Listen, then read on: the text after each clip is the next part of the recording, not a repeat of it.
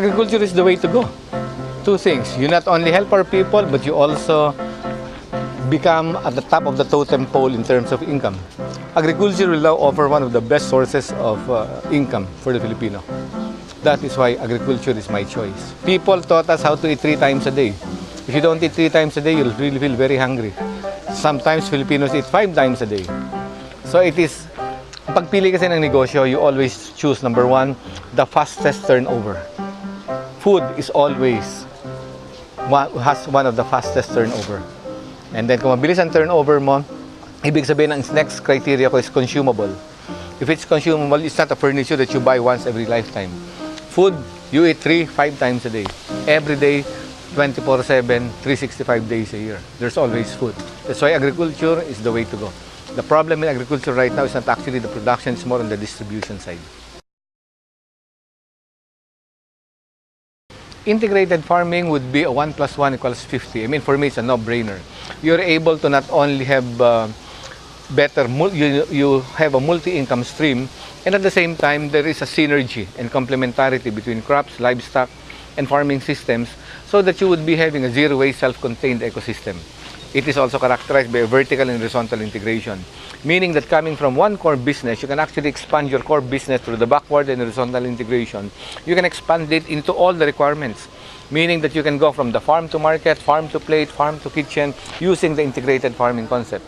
You are no longer dependent upon industry or competition because you now have different posts or columns. Parang bahay yan na marami kang mga poste. Mas marami kang poste, mas matagal matumba.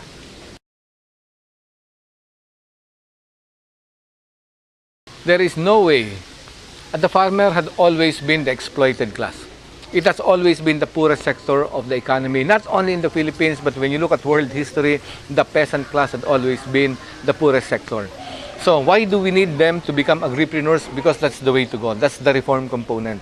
As long as they start thinking only in terms of production and they don't think in terms of a business component of the business function, you have to talk about the market, talk about the financial side, talk about the organizational side, the production side, and the management side. Not unless you can talk like a businessman, walk like a businessman, think like a businessman, act like a businessman, and become a businessman, then you will just be a production unit. You will just be exploited. Because in any supply chain all over the world, it is always the businessman that makes the money. Why do the farmer have to become an agripreneur? So that the farmer, at least for the first time in their life, should be able to make money, much more than what they earn only coming from the production component.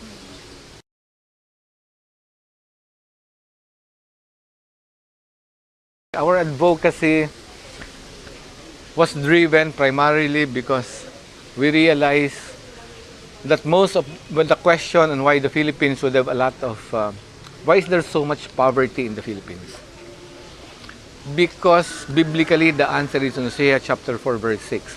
My people suffer because they lack knowledge. Kung kulang ka sa kaalaman, that's where everything starts. You are privy to corruption, you become tools, you just become instrument, ikaw ang ginagamit. So our advocacy is to be able to see a Philippine landscape na walang Pilipino nagugutom sa sariling bayan. No Filipino should go hungry in his own native land. We have a very rich natural resources in our country. We have perpetual summer, and I believe that it is now time for Filipinos to be able to maximize the presence of the different technologies all over the world and use it for the Philippines. And because we now have that access to that, then wala ng Pilipino dapat magutom sa sariling bayan. That's our first advocacy. Second advocacy natin will be, there is no unproductive soil, only an unproductive farmer. Ibig sabihin nun, alam mo, kung minsan mindset din yan eh. Kung ang mindset mo palagi hindi mo kaya o mahirap o hindi ka makalabas sa comfort zone mo, talagang hanggang doon ka lang. But you have to dream, and you have to dream big. And you have to realize that it is not dependent on other people. The farmer should not be dependent on the mayor, on the congressman. It should not be dependent on our political lords, etc. But the farmer should be able to really learn so that he is able first to improve himself. You want yourself to improve, then improve yourself.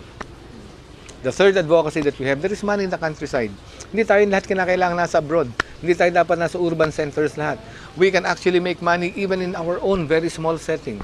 You can make a per square meter income if you want to. You should be able to maximize anything that you have. Look at the 3D, ang dapat ang vision mo 3D. When you look at the space, there is the opportunity of time, the opportunity of space. Merong mababa, merong sa ilalim ng lupa, merong sa ibaba, merong sa taas, merong sa canopy, so that you are able to fully maximize it. And as long as you have the competitive edge, as long as you have something unique and something special, people will go to you. And you will be the one that is actually creating the market. Kasi pag ikaw ang naglalako sa Pilipinas, ang problema mo, ikaw ang binabarat. So you should have a competitive edge. Offer something unique, something special, something with a very high competitive edge na kahit pag, whether take it or leave it, pwedeng gano'n na maging attitude natin. And the last advocacy. The last advocacy that we have being a good steward. Hindi naman natin to dumadaan lang tayo So, sinasabi natin, the farmer who does not know how to pray is not a good farmer. The Philippines is the disaster center of the world. We can go for disaster tourism. Meaning you want a volcanic eruption, we have volcanic eruption. You want a typhoon, we have super typhoons. You want mga baha, just go to Manila during habagat season and meron tayong baha. We have corruption in a massive scale, billions of pesos. All the disaster can be found in the Philippines. Why? Ang question natin kung ang Pilipino hindi marunong magdasal, matagal na tayong lumubog Kung ang magsasaka hindi marunong magdasal, ang laki ng diferensya na meron kang parang sinasandalan na pader. I-pray over mo halimbawa yung mga tubuhan mo, kahit kukunti ang abono niyan, baka magulat ka, may yield. Yung mga baboy mo, bago mga anak, binagdadasal mo na. Yung mga tanim, pinagdadasal mo na. Kung ang epekto ng dasal is something that you cannot quantify. Let me just be very frank with you. Before anything happens in the material world, it begins in the spiritual world. Dasal. For the farmers, kaya natin to. Kaya ng Pilipino, magsasakang Pilipino, hindi tayo palaging nasa ibaba. Dapat na sinasabi natin, kung walang magsasakang Pilipino, wala tayong mga politiko, wala tayong mga doktor, walang mga engineer, walang mga abogado, wala silang kakainin. And kung tayo magbibigay ng pagkain sa kanila, dapat tayo maging mabuting magsasaka. And ang mabuting magsasaka, ang unang ginagawa, nagbabago sa sarili niya. Binabago siya para maging siya the most productive, the most efficient, and ang magsasaka dapat magkameron ng sinasabi nating passion for excellence. Kung may ginagawa ka, be the best on what you can be. And because of that, kaya natin gawin to. Ang pag-asa ng Pilipinas ay nakasalalay sa lahat ng ating kabataan, pero mas nakasalalay yan sa ating mga magsasaka. Because hanggang hindi tinutulungan ang ating magsasaka na tumaas ang antas ng kanilang buhay, ang Pilipinas palaging third world. Tulungan natin ang magsasaka, pero importante sa magsasaka, tulungan muna ang kanyang sarili.